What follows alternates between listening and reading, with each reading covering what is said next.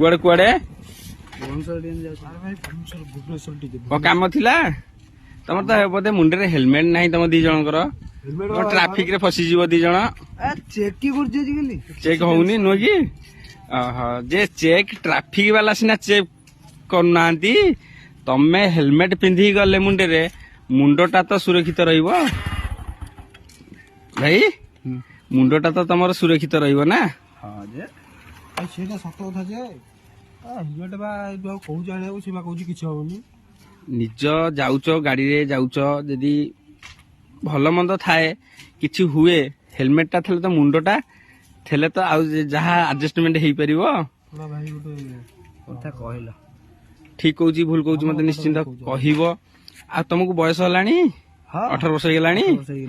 ମିଛ କଥା କହୁଛ 17 ବର୍ଷ 6 ମାସ ହେଇଛି ପୁଣି ମିଛ ଗାଡି କିଏ ଦେଲା ଏ ଗାଡି ତତେ କିଏ ଦେଇଛି ଆଜି କମ୍ପ୍ଲେନ ଦିଆହବ ତୋ ନାଁରେ ନିଶ୍ଚିନ୍ତ ଆଜି ତୋ ନାଁରେ କମ୍ପ୍ଲେନ ଦିଆହବ ତ ଭାଇ ଦିଆହବ ତ ହଁ ଭାଇ ଦେଇଦେବି ବହୁ ଉପକା ହଉଛି